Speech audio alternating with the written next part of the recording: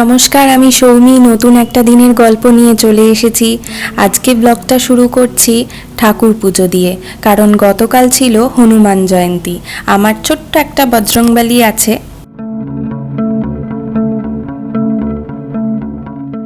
মা মিষ্টির দোকান থেকে লাড্ডু এনে রেখেছিল।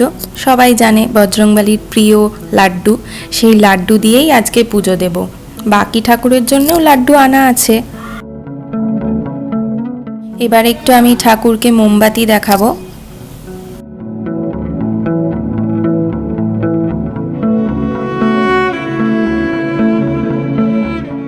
মোমবাতির পরে এবার ধূপকাঠি দেখানোর পালা। আমার বাড়ির পাশের রাস্তা দিয়ে না খুব গাড়ি যাতায়াত করে, একটু শব্দ হবে, প্লিজ একটু অ্যাডজাস্ট করে নিও। সব শেষে আমি একটু কর্পূর দিয়ে আরতি করে নিচ্ছি। বিশেষ বিশেষ দিনে আমি এই কাজটা করে থাকি।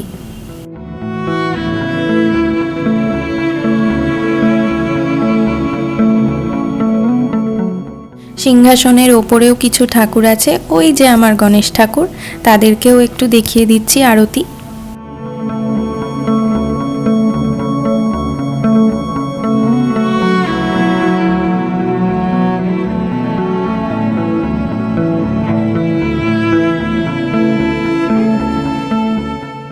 এখন দেখে নিই মা দুপুরবেলায় আজকে কি কি রান্না করেছে। লাউয়ের তরকারি, মুসুরির ডাল, এদিকে আছে মাছের ঝোল, ওই যে আমার থালা দিয়ে দিয়েছে, লাউ বেড়েও দিয়েছে একটু, আর এখানে আছে আমের টক, আর এটা হচ্ছে ঘরে পাতা দই, টক দই।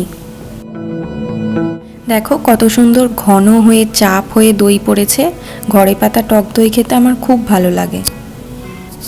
একদিন মা কিভাবে দই পাতে সেটা তোমাদের সাথে শেয়ার করব।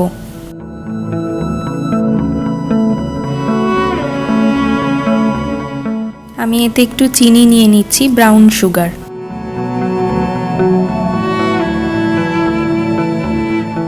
তারাও একটু খেয়ে দেখি। দারুণ খেতে লাগে। খাওয়া দাওয়ার পর বিকেলবেলা ছাদে চলে এসেছি গাছে জল দেব বলে। অনেক রোদে গাছগুলো খুব শুকিয়ে যায়, দুবার করে জল দিতেই হয় তাজা রাখার জন্য। ওই পাশ থেকে জল নিয়ে এসে আবার গাছে জল দিচ্ছি, আর অল্প একটু জল নিচ থেকে নিয়ে আসি, মা রেখে দেয় গাছে দেওয়ার জন্য।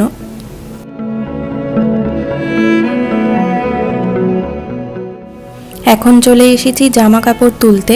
আজকে আর মাকে ছাদে আনিনি, আজকে আমি নিজেই জামা কাপড় তুলে গাছে জল দিয়ে একেবারে নিচে চলে যাব। আমাদের ছাদে একটা দিকে একটু টিন দিয়ে ছায়া মতো করা আছে। খুব যখন গরম পড়ে তখন এই ঘরটার ভেতরেই জামা কাপড় মেলি, প্রখর রোদে জামা কাপড় মেলি না।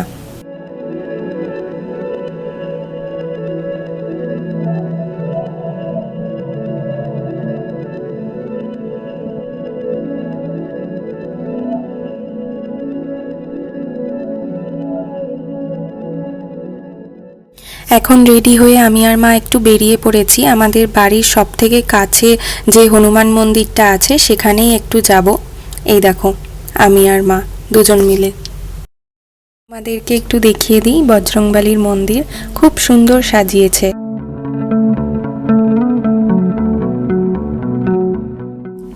আমরা যখন গেছি তখন অর্ধেক পুজো শুরু হয়ে গেছে, সম্পূর্ণ পুজো দেখতে পারিনি, তখন পুষ্পাঞ্জলি আর যজ্ঞ বাকি ছিল।